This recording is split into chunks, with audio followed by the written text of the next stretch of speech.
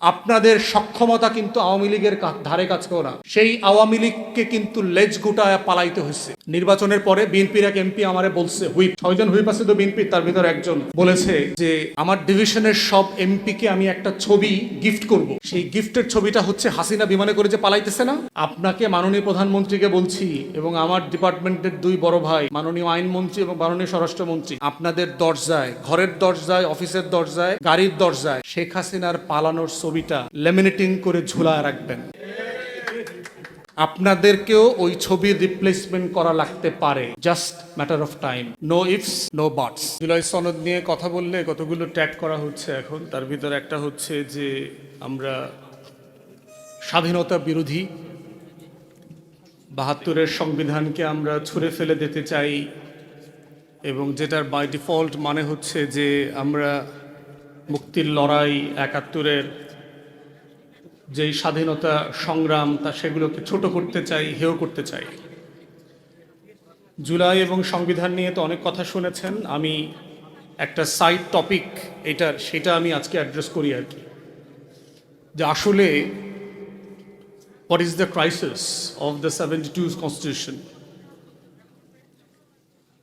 বাংলাদেশের মুক্তির লড়াইতে আপনার 1971-এর 17 এপ্রিল যে স্বাধীনতার ঘোষণাপত্র পাঠ করা হয়েছিল, সেখানে আমাদের আকাঙ্ক্ষার কথা সুপরিষ্কার করে বলা ছিল যে আসলে আমরা কেমন বাংলাদেশ চাই।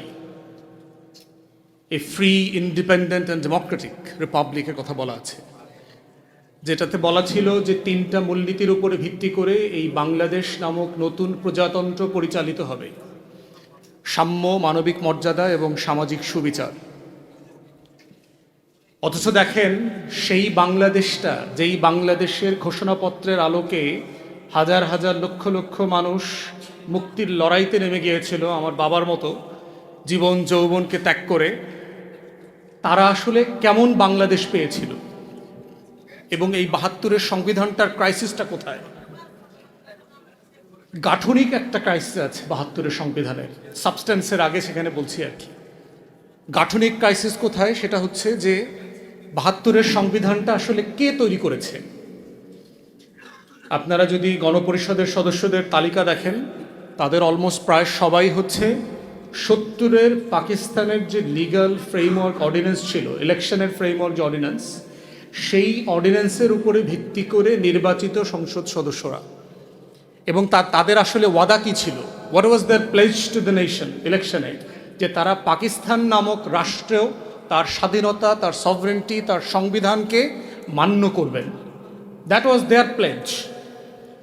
এখন ইনএভিটেবল কোয়েশ্চেন ইজ, পাকিস্তান রাষ্ট্রকে ধারণ করবার জন্য, পাকিস্তান রাষ্ট্রের সংবিধান, পাকিস্তানের স্বাধীনতা, সার্বভৌমত্বকে লালন পালন করবার জন্য যারা ওয়াদাবদ্ধ ছিলেন, তারা কি আসলে একটা নতুন বাংলাদেশের সংবিধান প্রণয়ন করবার দায়িত্ব নিতে পারেন কিনা?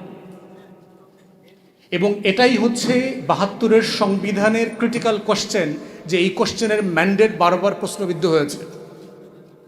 এখন অবভিয়াস কোশ্চেন হচ্ছে যে তখন তো সময় ছিল না, আমরা কি করব? গণপরিষদ নির্বাচন দিলেন না কেন? যে আমরা নতুন নির্বাচন করতে চাই, নতুন সংবিধান তৈরি করতে চাই, করলেন না, ফাইন। তারপরও এটাকে সংশোধন করবার সুযোগ ছিল। সংবিধান কমিটি যেটা হয়েছে, তারা রিপোর্ট দিল 72-এর নভেম্বরের সম্ভবত। আপনি এটাকে রেফারেন্ডামে কেন দিলেন না? যে আমরা এই গণপরিষদ একটা সংবিধানের ড্রাফট করেছি জাতির ম্যান্ডেটের জন্য, এইটা আমরা এখন জনগণের সম্মতির জন্য আমাদেরকে রেফারেন্ডামে দিচ্ছি। দিলেন না তো। তাহলে যেই সংবিধানটার সম্মতি জনগণের কাছ থেকে নেওয়া হয় নাই, সেই সংবিধানটা আমার ওই ঘোষণাপত্রের সংবিধানটা কিভাবে হইল? যে একটা ফ্রি রিপাবলিকের কনস্টিটিউশন, যেটার জন্য কোনো ম্যান্ডেট নেওয়া হয় নাই জনগণের কাছ থেকে। থার্ড, এত ভুলের পরেও আপনি এটার খতনা করতে পারতেন আর একবার। 73-এর মার্চ মাসে প্রথম নির্বাচন হচ্ছে, আওয়ামী লীগ ইলেকশন ম্যান্ডেট নিতে পারত যে আমাদেরকে প্যারালালি আপনারা ভোট দেন, এইটা ম্যান্ডেট দেন যে আমাদের এই নতুন সংবিধানটা যেন জাতীয় সংবিধান আকারে গৃহীত হয়। সেই ম্যান্ডেটও আপনারা নেন নাই 73-এর নির্বাচনে। তাহলে যেই সংবিধানটা মানে ইন ইটস ভেরি এসেন্স গাঠনিক প্রসেসের ভিতরে একটা ইললেজিটিমেট ডকুমেন্ট, সেইটাকে আপনি আমাদের আজকে 56 বছর পরেও থার্ড জেনারেশনের উপরে চাপিয়ে দিচ্ছেন the only basis to legitimise any uprising posthumously. সেটা আপনি কীভাবে করেন? করতে পারেন না তো। এটা জেস্টেশনই একটা ইললেজিটিমেট ডকুমেন্ট 72-এর, যেটার গাঠনিক প্রক্রিয়াটা সঠিক ছিল না, জনগণের সম্মতি নেওয়া হয়নি। স্বাধীন দেশে পৃথিবীতে কোথাও জনগণের ম্যান্ডেট ছাড়া কোথাও কোনোদিন কোনো সংবিধান হয় নাই। ইদার আপনি স্কটিশ মডেলে যেতে পারতেন, 2014-তে 15-16-তে স্কটিশ রেফারেন্ডামের আগে তারা টোটাল ডকুমেন্টেশন রেফারেন্ডামের আগেই জনগণের কাছে দিয়ে দিয়েছে। কই 69-এর গণ অভ্যুত্থান, কই আপনারা তো প্রস্তাবিত বাংলাদেশ রাষ্ট্রের সংবিধান নামে কোনো কিছু প্রস্তাব করেন নাই। তাহলে 69-এর গণ অভ্যুত্থানে আমার ম্যান্ডেট পাইতাম, 70-এর নির্বাচনে আমি ওই সংবিধানে ম্যান্ডেট পাইতাম, 71-এর যুদ্ধে আমি ওইটার জন্য ম্যান্ডেট পাইতাম। সেটাও আপনি করেন নাই। আপনি পোস্টও কিছু করেন নাই, প্রিভিয়াসলি কিছু করেন নাই, কিন্তু জনগণের উপরে চাপিয়ে দিচ্ছেন as if this is the only document to জাজ the nation right or wrong. এখন প্রশ্ন হচ্ছে with regard to the substance, is it a very well drafted constitution? No, it is not.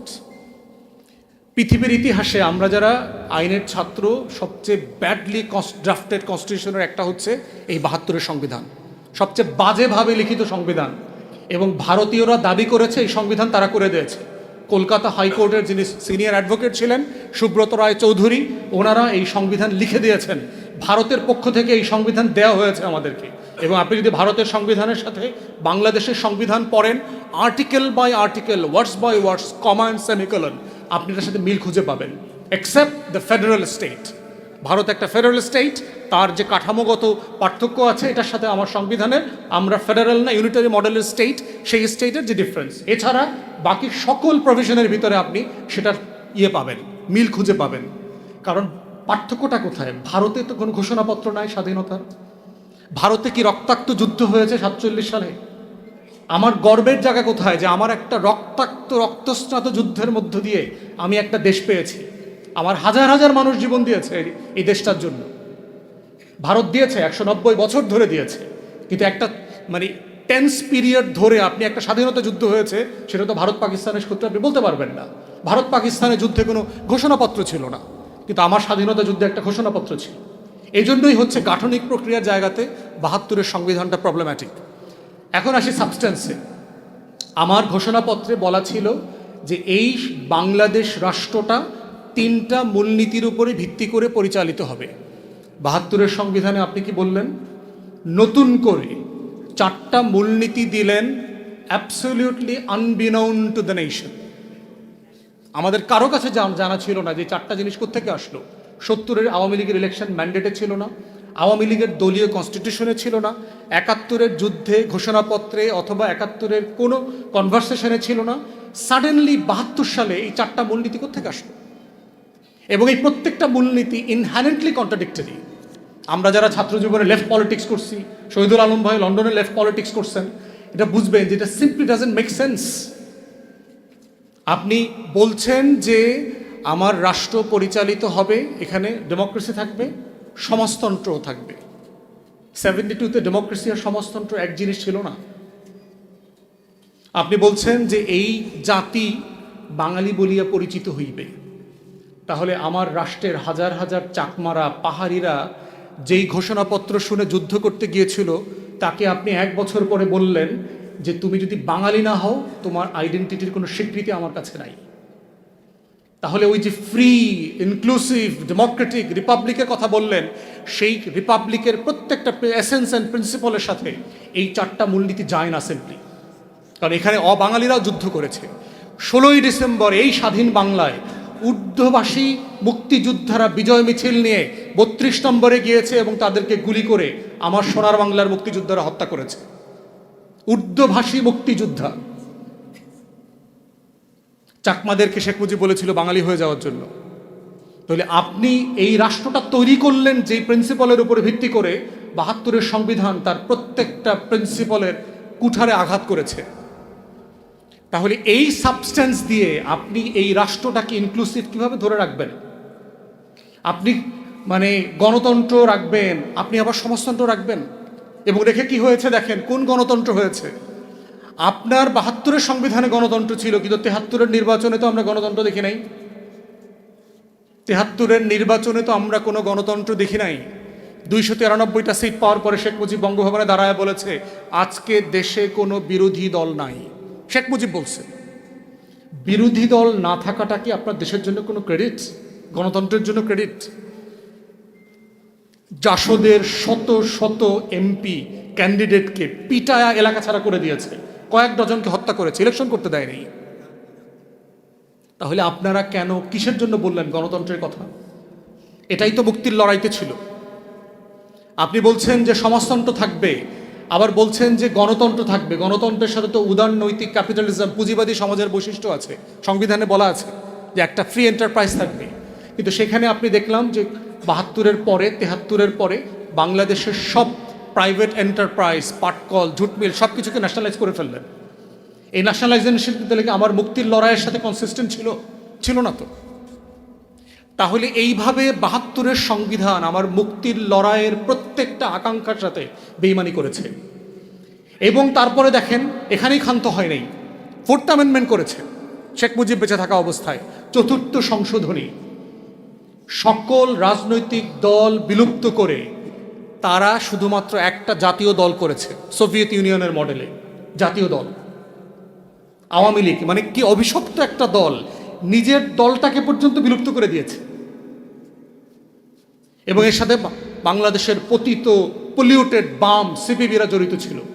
এই কমরেড মনি সিংরা থেকে শুরু করে সবাই শেখ মুজিবকে মিসগাইড করেছে when it comes to creating Baksal. তো এই বাকশাল, এই ৪র্থ অ্যামেন্ডমেন্টের এই সংবিধান কি আমার ৭১-এর মুক্তির লড়াইয়ের সাথে কনসিস্টেন্ট ছিল না তো। তারপরে কি করেছেন, সকল পত্রিকা নিষিদ্ধ করে দিলেন একটা ঘোষণা দিয়ে।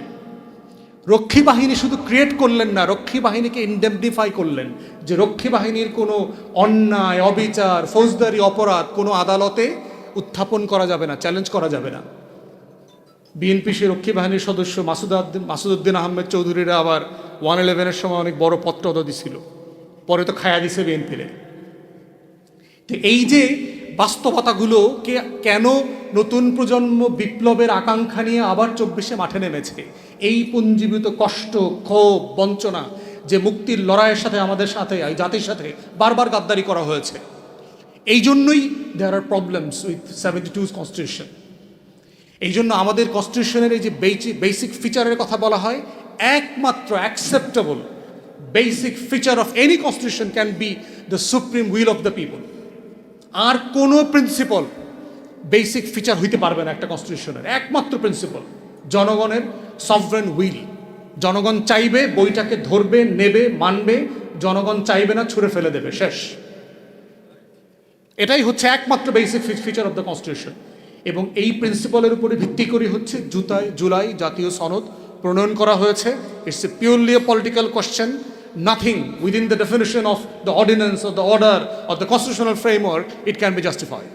It's a pure political question, sovereign will of the people. এবং গণ অভ্যুত্থানের রায় অনুযায়ী এটাকে বাস্তবায়ন করতে হবে। তাই আমরা বলছি যে বাংলাদেশ রাষ্ট্রটাকে যদি আগামী দিনগুলোতে এগিয়ে নিয়ে যেতে হয়, আমার সেই ৭১-এর মুক্তির লড়াই, আমার যুগ যুগ ধরে শত শত বছরের এই মাটির, এই মানুষের, এই জমিনের মুক্তির লড়াই, এবং আমার 24-এর গণ অভ্যুত্থানের লড়াই, এর প্রত্যেকটা প্রিন্সিপালকে সভরেন উইলের ভিতরে অ্যাকোমোডেট করা হয়েছে জুলাই জাতীয় সনদের মাধ্যমে।